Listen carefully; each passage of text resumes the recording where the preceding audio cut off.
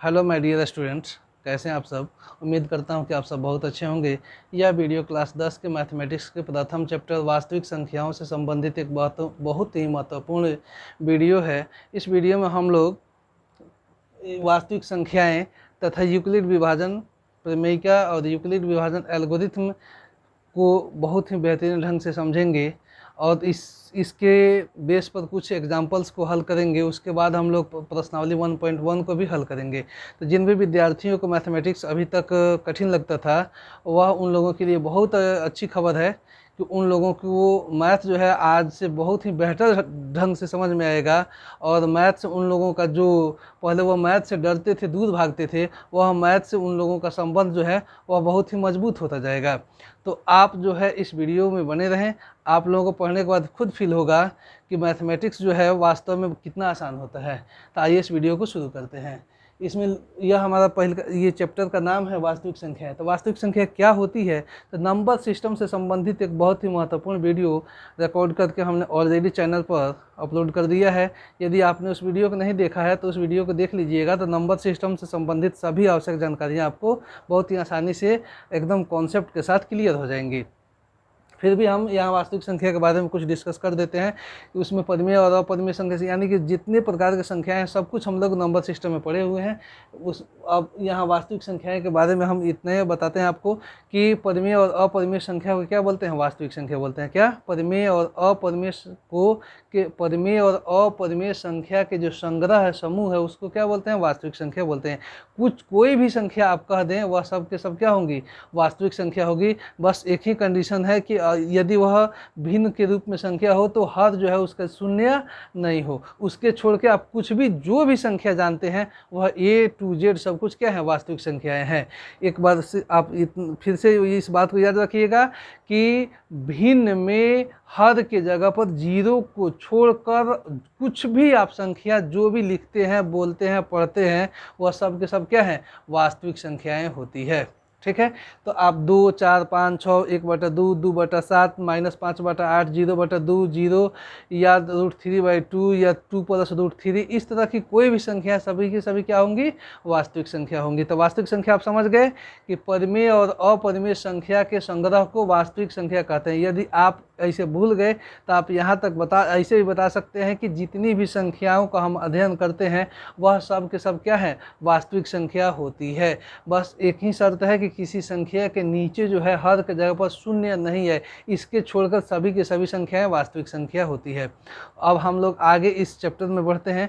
तो यहाँ हम लोगों को इसमें जानना है कि प्रमेयिका और एल्गोरिथम, प्रमेयिका और एल्गोरिथम, प्रमेयिका, प्रमेयिका क्या होता है। तो प्रमेयिका के बारे में आपने पहले से भी अध्ययन किया होगा। प्रमेयिका सिद्ध किया हुआ कथन होता है और उसका उपयोग करके हम दूसरे कथनों को सिद्ध करते हैं। प्रमेयिका क्या है, तो प्रमेयिका सिद्ध किया हुआ कथन है जिसका उपयोग करके हम दूसरे कथनों को सिद्ध करते हैं। यानी कि हम कह सकते हैं कि प्रमेयिका एक रूल है और उसका यूज करके हम दूसरे समस्याओं को क्या करते हैं, हल करते हैं। प्रमेयिका आप समझ गए। प्रमेयिका क्या है, तो कोई भी सिद्ध किया हुआ कथन, यानी कि हम लोग कह सकते हैं कि सभी के सभी जो फॉर्मूला है, सर्वसमीका है, वह सब क्या है, प्रमेयिका है। ठीक। तो प्रमेयिका आप समझ गए। प्रमेयिका सिद्ध किया हुआ कथन है जिसका उपयोग करके दूसरे कथनों को सिद्ध करते हैं। अब आपको हम बताते हैं एल्गोरिथम। प्रमेयिका को अंग्रेजी में लेमा कहते हैं। क्या बोलते हैं, लेमा, याद रखिएगा, लेमा। तो प्रमेयिका क्या होता है, लेमा क्या है, तो लेमा एक सिद्ध किया हुआ कथन है जिसका उपयोग करके हम दूसरे कथनों को सिद्ध करते हैं। यानी कि कोई भी सभी के सभी फार्मूला जो है वह उसको हम लोग प्रमेयिका कह सकते हैं। जितने भी आप जैसे A+B का होल स्क्वायर, A-B का होल क्यूब, चाहे इस तरह के चाहे किसी भी प्रकार के मैथमेटिकल जितने भी फार्मूला आप पढ़ते हैं उन सबको हम लोग क्या बोल सकते हैं, प्रमेयिका बोल सकते हैं। तो आगे आप समझिए एल्गोरिथम क्या होता है। एल्गोरिथम,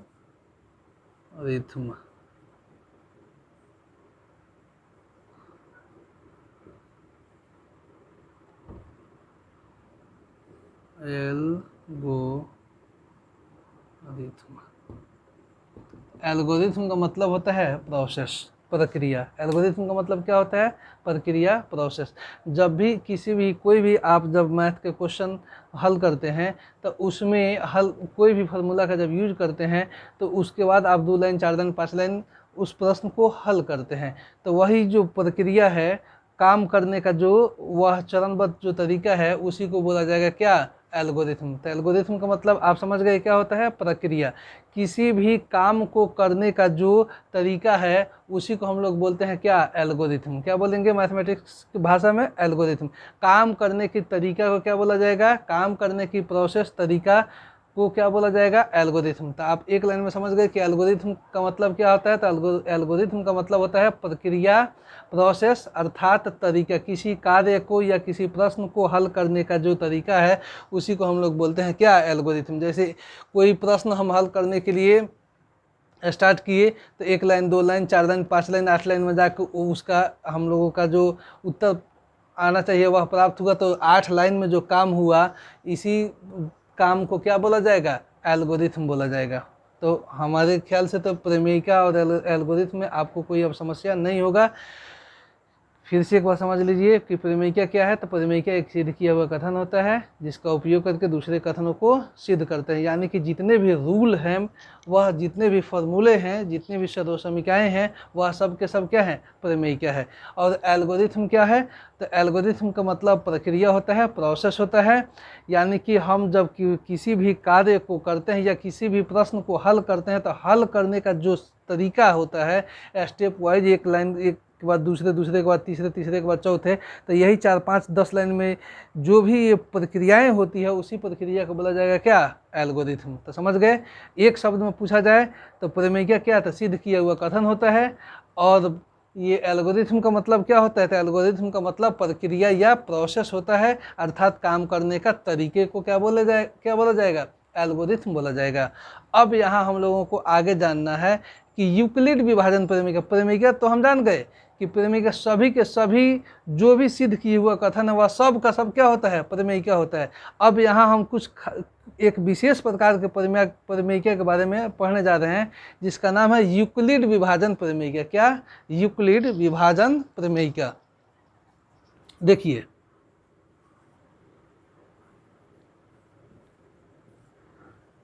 यूक्लिड विभाजन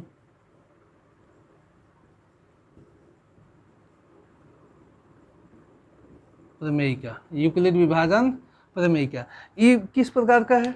किस प्रकार का प्रमेयिका है यूक्लिड विभाजन प्रमेयिका?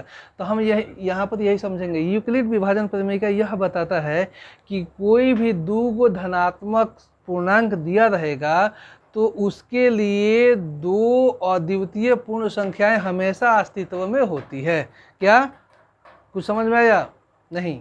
फिर आप सुनिए, आपको जब एग्जाम्पल के साथ समझाया जाएगा तो पूरा क्लियर समझ में आ जाएगा कि कोई भी 2 धनात्मक पूर्ण संख्याएं दिया गया हो तो उसके लिए 2 अन्य अद्वितीय पूर्ण संख्याएं अस्तित्व में होती है, अर्थात हमेशा विद्यमान होती है। तो 2 संख्याएं क्या? कोई भी आप 2 संख्या मान ले, कोई भी 2 संख्या मान ले। हम मान लेते हैं क्या? एक A और दूसरा B।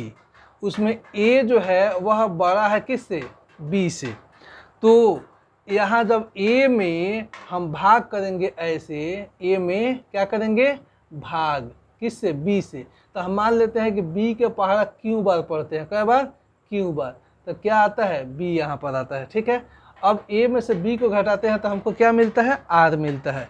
तो हम बचपन में यानी कि नीचे क्लासों में आपने पढ़ा है 5वां 6ठा 7वां में कि जैसे यहाँ कोई संख्या है जैसे 5 और यहाँ कोई 8 है, 5 एकम 5, यहाँ आ गया 3। तो हमारा भागा सही है कि गलत है? हम भागफल के शुद्धता की जांच करते थे। तो जांच का नियम क्या था कि भाज्य बराबर भाजक गुना भागफल जोड़ शेषफल। क्या होता था? शेषफल। ठीक। यानी कि हमारा भाज्य यहाँ पर क्या है? 8 है, भाजक क्या है? 5 है, भागफल क्या है? 1 है, शेषफल क्या है? यहाँ पर 3 है, 5 एकम 5 और 3 8, तो 8 आ गया, यानी कि हमारा भाज्य आ गया। तो हमारा ये जो हम भागा बनाए हैं ये हमारी प्रक्रियाएं क्या है, सही है। उसी तरह हम यहाँ क्या बताएं कि दो संख्याएं, ये अब यहाँ निश्चित संख्या यहाँ लिख दिया गया 5 और 8, तो कोई भी दो संख्याएं हो सकती है। तो हम मान लिए कि वह दो संख्याएं क्या है, ए और बी है। ए का मान कुछ हो सकता है, बी का मान आप जो भी सोचते हैं कितना होना चाहिए, मान लीजिए कि ए और बी का मान वही है। तो यहाँ हम जब a में b से भाग करते हैं तो b का पढ़ा कई बार पढ़ा, क्यों बार। तो हम यहाँ लिख देंगे क्या कि a बराबर b का क्यों बार पढ़े, तो b गुना क्यों, शेष क्या बच गया r। ठीक, तो हाई जो r है अगर पूरा पूरा कट जाता तो r क्या हो जाता, 0। अब पूरा नहीं कटा है यहाँ, अगर 1 भी बच सकता था, 2 भी बच सकता था, 3 बचा है, 4 भी बच सकता है, लेकिन 5 नहीं होगा। क्यों, क्योंकि 5 होगा तब तो एक बार पढ़ के कटाइए देंगे। तो r जो है यानी कि शेषफल जो है वह हमेशा भाजक से क्या होगा, छोटा होगा।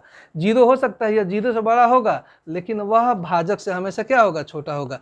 तो यूक्लिड विभाजन प्रमेय का यही है कि दो धनात्मक पूर्णांक दिया गया हो तो उसके लिए हम दो अन्य पूर्ण संख्याएं प्राप्त कर सकते हैं जो अद्वितीय होती है, और वह ये भाज्य बराबर भाजक गुना भागफल और जोड़ शेषफल के शर्तों को क्या करती है, संतुष्ट करती है।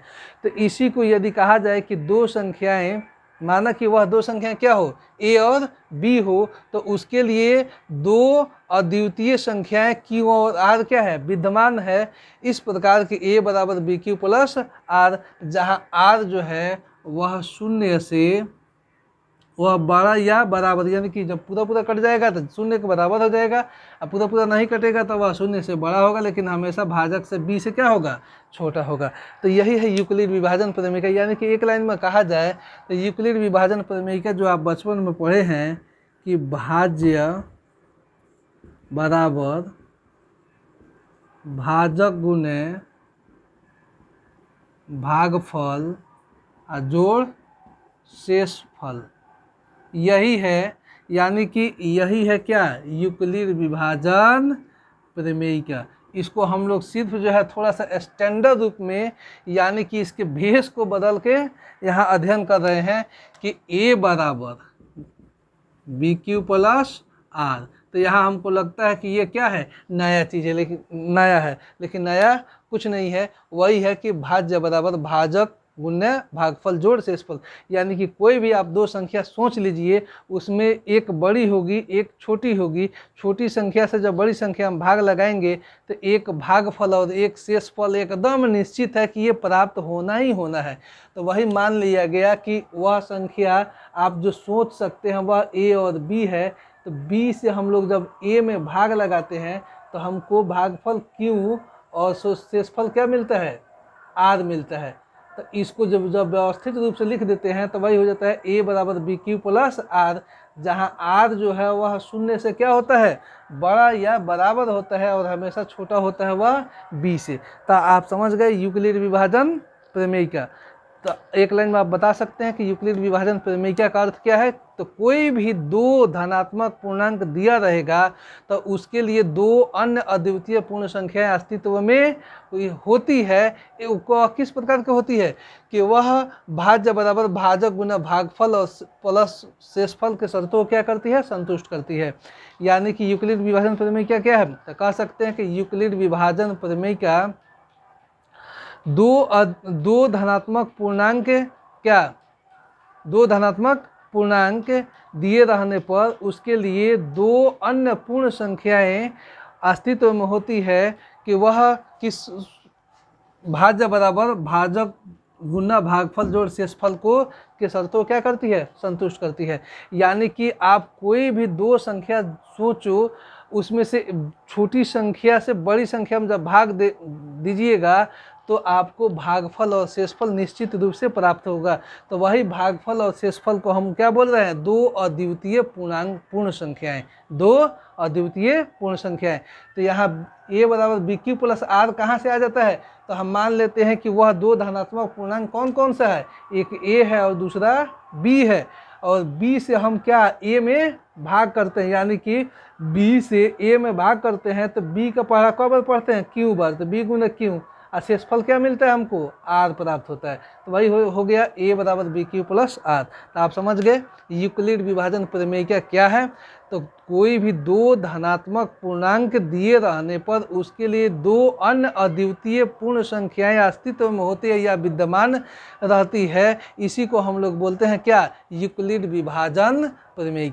यूक्लिड विभाजन प्रमेय क्या है, तो दो धनात्मक पूर्णांक दिए रहने पर उसके लिए दो अद्वितीय पूर्ण संख्याएं या पूर्णांक विद्यमान होती है या अस्तित्व में होती है या रहती है। ठीक, यानी कि आप इसको किसी को समझाने के लिए आप बता सकते हैं कि कोई भी आप दो संख्या सोच लीजिए, उसमें से छोटी संख्या से बड़ी संख्या में जब भाग दीजिएगा तो एक भागफल आएगा और एक शेषफल आएगा। अगर पूरा पूरा कट जाएगा तो शेषफल जीरो हो गई, तो जीरो भी एक पूर्णांक है। तो वही हो गया हमारा यूक्लिड विभाजन प्रमेय का। तो यही बस इसी को हम लोग थोड़ा स्टैंडर्ड रूप में पढ़ रहे हैं। तो वही हो गया यूक्लिड विभाजन प्रमेय का, क्या कि कोई भी दो धनात्मक पूर्णांक दिए रहने पर उसके लिए दो अन्य अद्वितीय पूर्ण संख्याएं अस्तित्व में होती या विद्यमान रहती है। ठीक है, तो आप इसको एग्जाम्पल के तौर पर समझा सकते हैं। किसी को भी कोई भी दो संख्या ले लीजिए, जैसे हम मान लेते हैं, फिर से एक बार आपको बता देते हैं। मान लीजिए कि एक 25 है और एक मान लिया गया 14 है। ठीक, तो दो को ये धनात्मक पूर्णांक संख्याएं हो गया। इसमें से अब क्या बताया आपको कि छोटी संख्या से बड़ी संख्या में भाग लगाइए। तो छोटी संख्या से जब बड़ी संख्या में भाग लगे तो 14 से 25 में भाग लगाने जाएंगे तो भागफल हमारा एक आएगा, यानी कि 14 का पढ़ा एक बार पढ़िएगा, 25 में से 14 घटेगा तो शेषफल 11 आ जाएगा। 25 में से 14 घटेगा तो क्या होगा, शेषफल 11, और भागफल क्या आ गया, क्यों आ गया 1, और आर क्या आ गया 11, हाई ए क्या हो गया 25, और बी क्या हो गया 14। बस इसी को अगर हम लोग व्यवस्थित ढंग से लिख दें तो ए बराबर बी क्यू प्लस आर, अर्थात 25 बराबर क्या 14 गुने 1 और जोड़ 11। बस यही तो है क्या, यूक्लिड विभाजन प्रमेय का। तो हम उम्मीद करते हैं कि आपको यूक्लिड विभाजन प्रमेय का में अब कभी भी कोई दिक्कत नहीं होगी। एक बार फिर भी समझा देता हूँ आपको कि यूक्लिड विभाजन प्रमेय क्या है। तो यूक्लिड विभाजन प्रमेय का दो धनात्मक पूर्णांक दिए रहने पर उसके लिए दो अद्वितीय पूर्णांक संख्याएं अस्तित्व में होती है। क्या, कोई भी दो धनात्मक पूर्णांक दिया रहेगा तो उसके लिए दो अन्य पूर्णांक संख्याएं वह अस्तित्व में हमेशा होती है जो अद्वितीय होती है। अद्वितीय का मतलब कि वह यूनिक है, सिर्फ वह हमेशा, यानी कि उन दोनों के छोड़ के उन दोनों संख्या के लिए दूसरा कुछ नहीं आ सकता है। कोई भी, जैसे हम लोग ये 25 और 14 इन दोनों के लिए यह हमेशा हमारा भागफल क्या आएगा, क्यों आएगा, और शेषफल क्या आएगा 11 आएगा। इसी को बोला जाता है क्या, अद्वितीय, यानी कि इसके छोड़ के कोई दूसरा नहीं है, यूनिक है, यही आएगा। ठीक है, तो आप समझ गए यूक्लिड विभाजन प्रमेय क्या। अब बताते हैं यूक्लिड विभाजन। अब यूक्लिड विभाजन प्रमेय में हम लोग यदि कहा जाए कि अगर हम लोग ये किताबी भाषा जिसको आप लोग रटते हुए आ रहे हैं उस रूप में अगर कहा जाए यूक्लिड विभाजन प्रमेय क्या है, तो कह सकते हैं कि दो धनात्मक पूर्णांक ए और बी के लिए दो अद्वितीय क्या, दो धनात्मक पूर्णांक ए और बी के लिए दो अद्वितीय पूर्ण संख्याएं क्या, क्यू और आर, क्यू तथा आर विद्यमान है कि ए बराबर बी क्यू प्लस आर, जहाँ आर जो है वह 0 से बड़ा या 0 के बराबर और बी से छोटा है। यही हो गया आपके किताबी भाषा। क्या, किताबी भाषा, यानी कि आप जहाँ भी पढ़ते हैं अधिकांश जगह इसी तरह छपवा दिया गया होगा कि यूक्लिड विभाजन प्रमेय क्या है, तो उसमें लिखवा दिया गया होगा कि दो धनात्मक पूर्णांक ए और बी के लिए दो अद्वितीय पूर्ण संख्याएं क्यू और आर विद्यमान है कि ए बराबर बी क्यू प्लस आर, जहाँ आर 0 से बड़ा या 0 के बराबर और बी से छोटा है। बस इसी को आपको बता दिया गया होगा यूक्लिड विभाजन प्रमेय का। तो आप उसको याद भी कर लिए हैं, लेकिन कॉन्सेप्ट उसका क्लियर नहीं था, आज आपका क्लियर हो गया। यूक्लिड विभाजन प्रमेय का क्या है, तो कोई भी दो पूर्णांक संख्या है धनात्मक आप सोच लीजिए, तो उसमें छोटी संख्या से बड़ी संख्या में जब भाग दीजिएगा तो एक भागफल और एक शेषफल आपको आएगा। तो उसी को हम लोग बोल रहे हैं कि दो धनात्मक धनात्मक पूर्णांक दिया गया हो तो उसके लिए दो अन्य पूर्ण संख्याएं विद्यमान होती है जो क्या होती है, अद्वितीय होती है। यदि मान लिया जाए कि दो धनात्मक पूर्णांक ए और बी है तो उसके लिए दो अद्वितीय पूर्ण संख्याएं क्यू और आर विद्यमान है इस प्रकार कि ए बराबर बी क्यू प्लस आर, जहाँ आर जो है वह 0 से, यहाँ लिखा हुआ जहाँ आर क्या है 0 से बड़ा या बराबर और बी से क्या होता है, छोटा होता है। तो यह हो गया यूक्लिड विभाजन प्रमेय का। ठीक है, अब यहाँ थोड़ा सा अब आगे हम एक स्टेप और बढ़ते हैं यूक्लिड विभाजन एल्गोरिथम की तरफ। यूक्लिड विभाजन, तो आप ध्यानपूर्वक वीडियो को देखिए, आपका कॉन्सेप्ट इस तरह से क्लियर हो जाएगा कि फिर कभी इससे संबंधित आपको समस्या नहीं होगी। यूक्लिड विभाजन,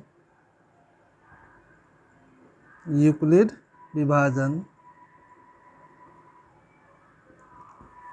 एल्गोरिथम, यूक्लिड विभाजन एल्गोरिथम। यूक्लिड विभाजन एल्गोरिथम क्या है?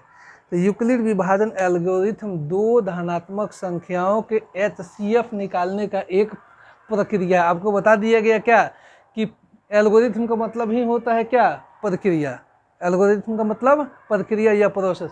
तो यहाँ कह रहे हैं कि यूक्लिड विभाजन एल्गोरिथम किस प्रकार की प्रक्रिया है, तो यह किस प्रकार का है, तो दो गो संख्या दिया रहेगा तो इसका यूज करके हम क्या करेंगे, HCF निकालेंगे।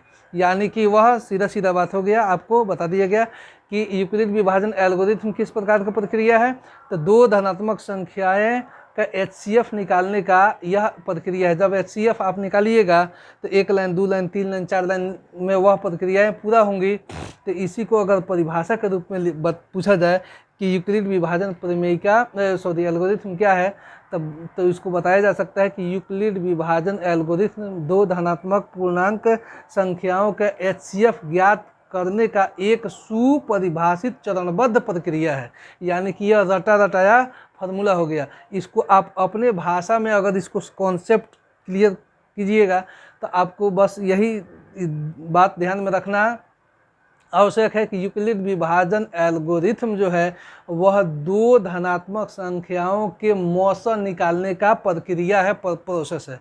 यानी कि आपसे पूछा जाए कि यूक्लिड विभाजन एल्गोरिथम क्या है, तो आप बताइएगा सिर्फ यही कि यूक्लिड विभाजन एल्गोरिथम दो संख्याओं के HCF निकालने का नियम है, चाहे प्रक्रिया है।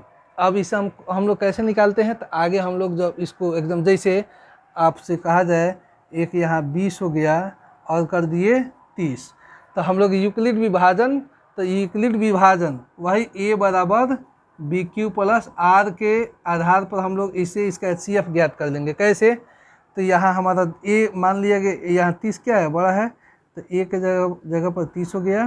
तो 20 से इसको हम लोग क्या करेंगे, यानी कि 30 को आप 20 से डिवाइड करने जा रहे हैं, तो 20 से कम 20।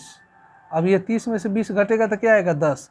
तो हम 20 का पढ़ा कब बार पढ़ रहे हैं, एक बार, तो हमारा शेषफल क्या आया, 10। तो शेषफल जब तक 0 नहीं आ जाए तब तक प्रक्रिया ये क्या होती है, जारी रहती है।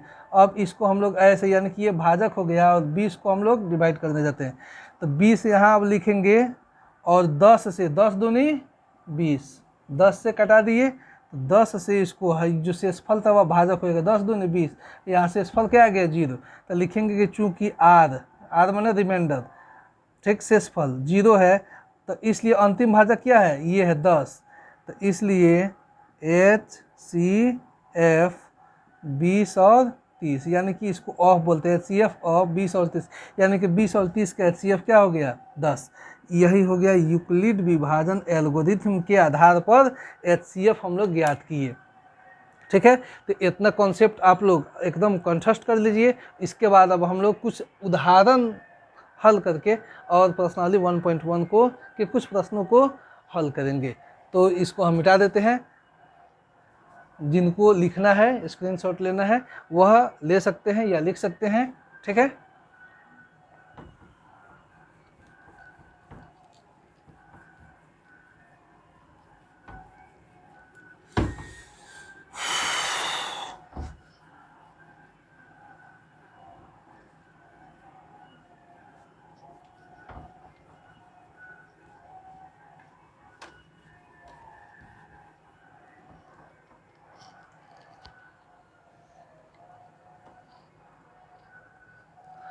एक बार फिर आपको मेनली क्या चीज़ बताया गया, तो प्रमेय का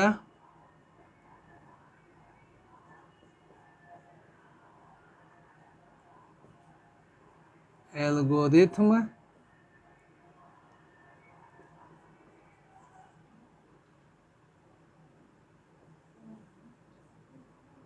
यूक्लिड विभाजन प्रमेय का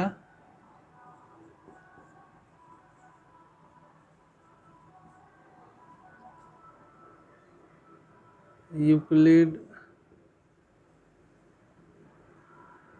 विभाजन एल्गोरिथ्म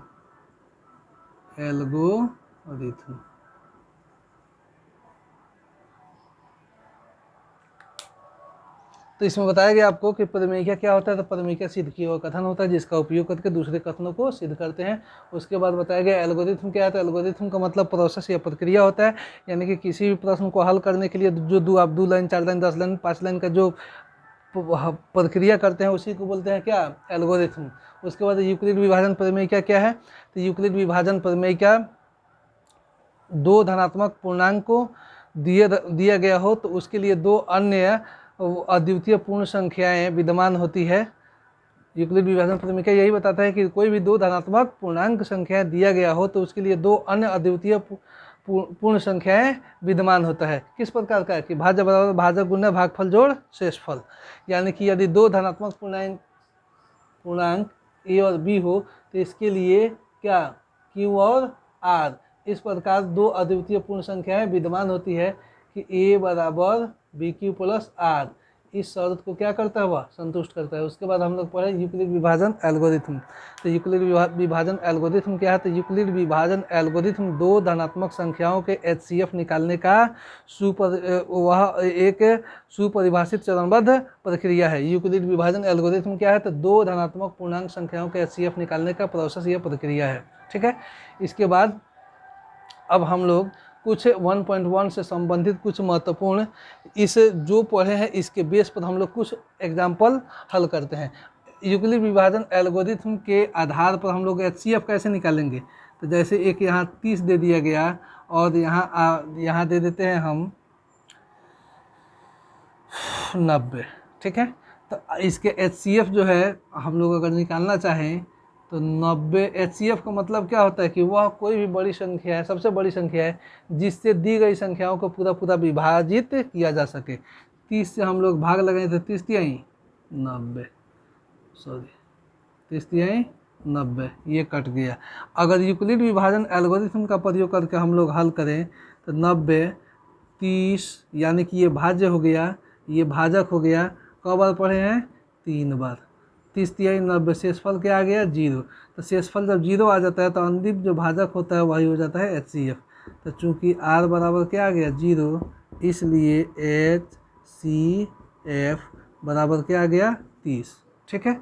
अब कुछ और जैसे यहाँ कर देते हैं हम 54 और यहाँ कर दिए क्या 72, चलो 72। ठीक है।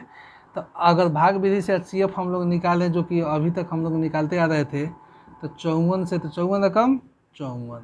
ठीक है। 54 यहाँ आ गया 18। हम लोग इसमें दोनों में लिखेंगे चूँकि 72 बड़ा है किससे, 54 से, तो ए के जगह पर क्या लिख देंगे 72 और बी के जगह पर क्या 54। 54 का पढ़ा कब बार पढ़े, एक बार। तो क्यू का माना गया 1। ठीक है। प्लस शेषफल कितना आया है 18, तो आर के जगह पर क्या हो गया 18। अब ऐसे 18 से अब 54 में 18 से भाग लगाएगा तो 18 तिहाई 54। ठीक है। ये कट गया। तो उसी तरह अब हमारा ये 54 यहाँ पर आ गया, यहाँ पर। ठीक है। और किससे हम लोग भाग लगा रहे हैं, 18 से, तो 18 तिहाई 54, शेषफल क्या आ गया 0। तो जब शेषफल चूँकि आर बराबर क्या आ गया 0, तो इसलिए हम लोग का HCF अंतिम जो भाजक है वही HCF हो जाएगा, यानी कि 18 HCF हो जाएगा।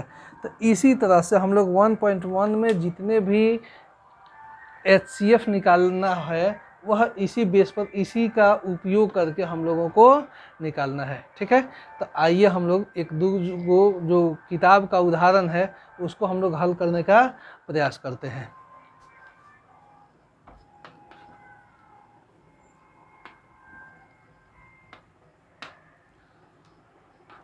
आप ध्यान से इस वीडियो को देखिए, आपका कॉन्सेप्ट जो है एकदम बिल्कुल क्लियर हो जाएगा और जो भी प्रश्न आप बनाइएगा वह सब आपको समझ में आएगा और कहीं भी कोई दिक्कत नहीं होगा। यदि फिर भी दिक्कत होता है तो आप कमेंट करके पूछ सकते हैं या ऑफलाइन कोचिंग में आने पर भी आपके समस्याओं को एकदम 100% दूर किया जाएगा।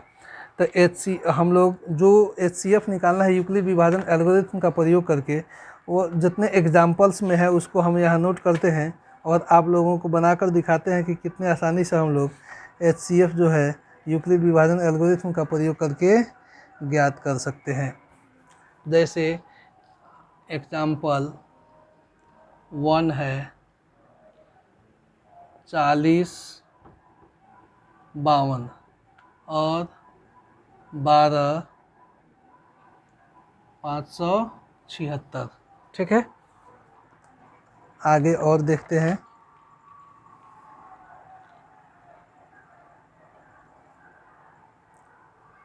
चालीस बावन 420 420 और 272। 2 नंबर उदाहरण है, शायद 2 ये है। हाँ,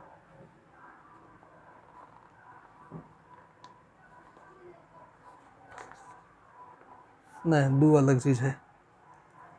आगे 400 उदाहरण नंबर 4 है एग्जाम्पल 4।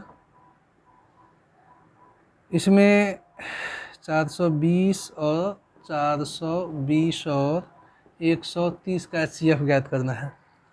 और देखते हैं हम लोग, दुइये को उदाहरण दिया हुआ है, इसी को हम लोग देखते हैं। इसी बेस पर हमारा एक्सरसाइज भी बनेगा। एग्जाम्पल 1 को इसको हम हल करते हैं।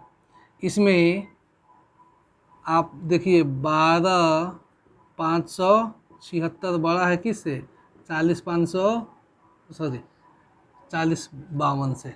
तो हम लोग एक जगह पर लिखेंगे 12 576। आप यहाँ पे लिख लीजिए 12 576 कितना से भाग करने जा रहे हैं? 40 52 से। ठीक है, तो कितना से हमारा भाजक क्या है? 40 52। अब 40 52 को 4000 रहेगा तो 4 3 12, यानी कि सीधा सीधा दिख रहा है कि हम लोग 3 बार 4 बार पढ़ेंगे तो ज़्यादा हो जाएगा। 3 बार जब पढ़िएगा तो 3 दूनी 6 और 3 5 15, 3 0 0 तो 1 हो गया 15 और 3 चौका 12, यानी कि हम कई बार पढ़े? 3 बार। 3 बार पढ़े तो शेषफल क्या आ रहा है? 0, और ये हो जाएगा 2 और ये हो जाएगा 4, ये कट गया तो हमारा शेषफल आ गया 420। जब तक शेषफल 0 नहीं आ जाए तब तक हमारी प्रक्रियाएं जारी रहेंगी। अब ये 40 500 बोल रहे हैं, 40 52 यहाँ आ गया और 420 से इसको क्या करेंगे? अब अगर यहाँ अब हम लोग आप यहीं से देख लीजिए 4052 है, ये 420 है। 10 बार पढ़िएगा तो वह 42 हो जाएगा। 10 बार तो पढ़ेंगे नहीं, कब बार पढ़ेंगे? 9 बार। यानी कि इससे हम लोग 40 52 को 9 बार पढ़ रहे हैं। कब बार? 9 बार। 9 0 0, 9 दूनी 18, 9 चौका 36, 1 37। ठीक है, 9 0 0, 9 दूनी 18, 9 चौका 36, 1 37। ये हो गया 2, ये हो गया 7, ये हो जाएगा 2, ये कट जाएगा। यानी कि हम लोग का शेषफल क्या बच गया? 272। अभी भी 0 नहीं आया, प्रक्रिया जारी रहेगी। अब 420 यहाँ पर आ जाएगा। 420 यानी कि 272 से हम लोग 420 को अब क्या करने जा रहे हैं? डिवाइड। एक बार पढ़ेंगे 272, ये 10 इधर से लेकर 10 में से 2 गया 8, ये 11 में से ये 48 हो गया। ठीक है, और ये जो है हम लोगों का कट जाएगा, 3 होगा, 148 हो जाएगा। कितना होगा? तो ये हम लोग 272 को एक बार पढ़े तो हमारा कितना आया? 148। अब क्या करेंगे, ये 272 यहाँ आ गया, 272, और किससे अब डिवाइड होगा, 148 से। तो 148 से हम लोग का 272 जब काटेंगे तो एक बार पढ़ेंगे 148, ये कितना हो जाएगा, 12 में से 8 गया 4, और ये हो जाएगा हम लोगों का 6, 24, ये 124 आ गया, क्या आ गया, 124। कब बार पढ़े, एक बार, शेषफल का आया 124। ठीक है, अब हमारा 148 जो है वह 124 से डिवाइड होगा, 148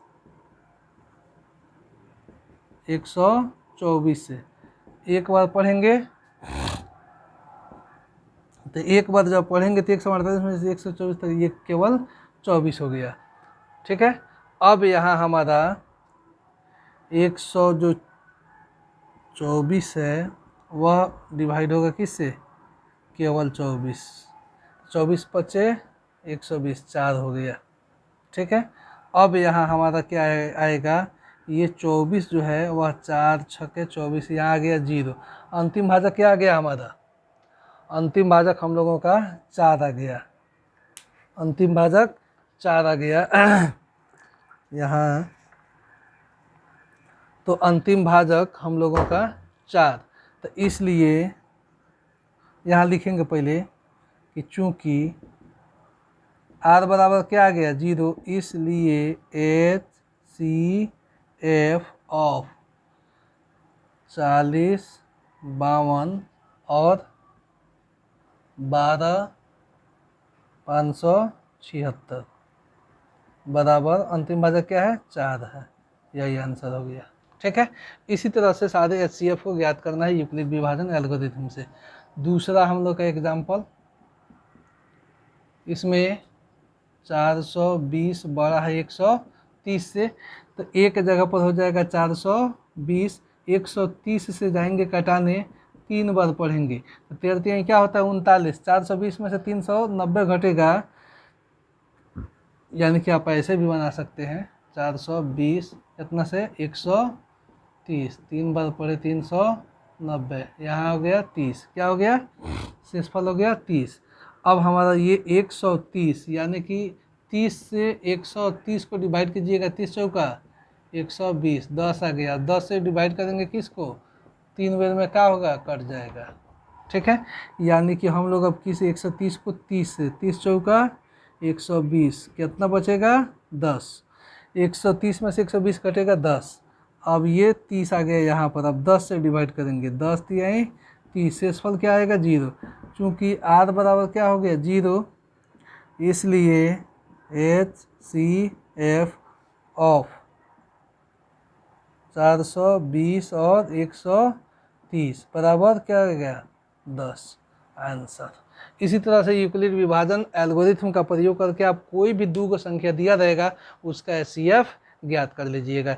यानी कि आपका क्लियर हो गया कि यूक्लिड विभाजन एल्गोरिथम दो संख्याओं के HCF निकालने का ये प्रक्रिया है।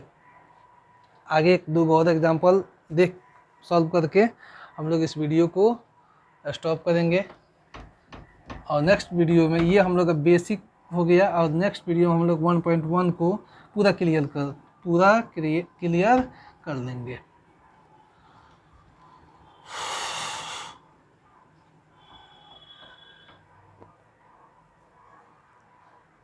आप बुक लेकर बैठिएगा।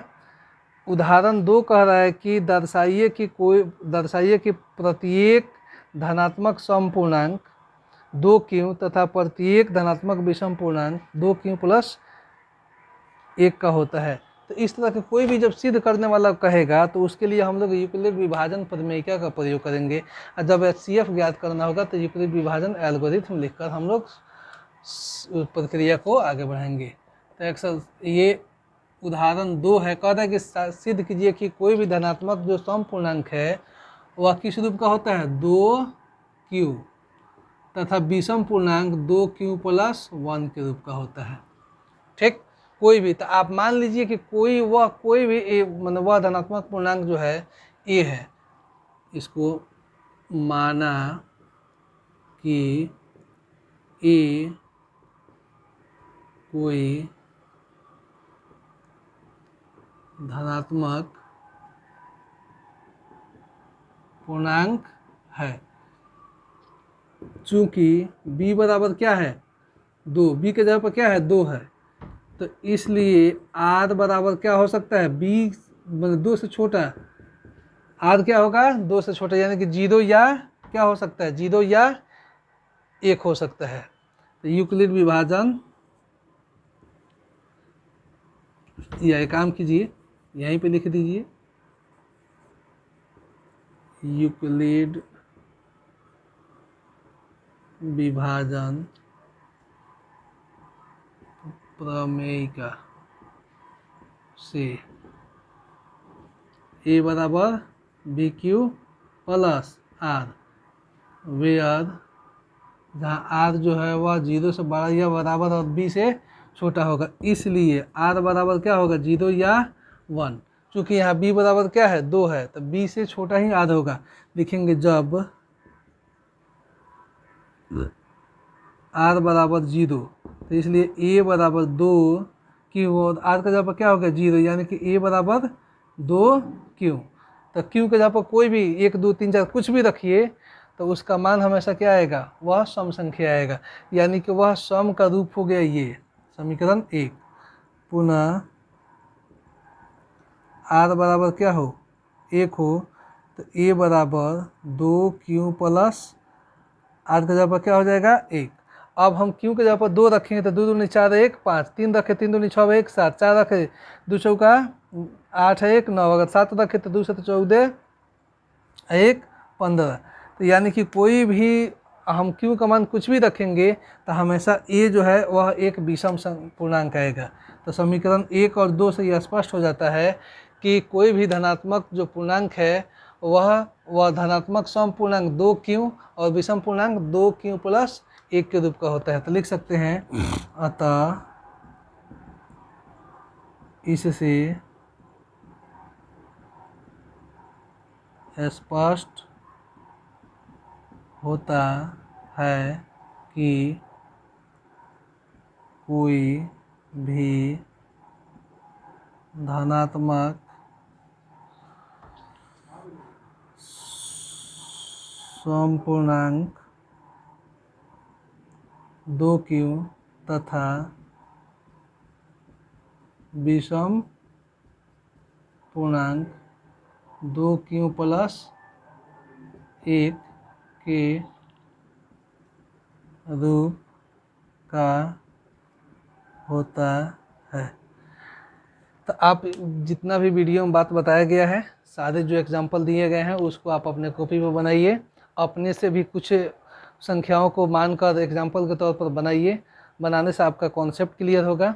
और मैं अब इस वीडियो को हम यहीं पर स्टॉप करते हैं, एंड करते हैं, और इसके नेक्स्ट जो वीडियो आएगा उसमें हम प्रश्नावली 1.1 को के सभी जितने प्रश्न हैं सबको हल करेंगे, और उसके बेस पर जो इसके अलावा जो उदाहरण है उसको भी सॉल्व कर दिया जाएगा। Thank you for watching. आप बने रहें, यदि वीडियो अच्छा लगे तो शेयर करें, चैनल को सब्सक्राइब भी करें। Thank you for watching. Thank you.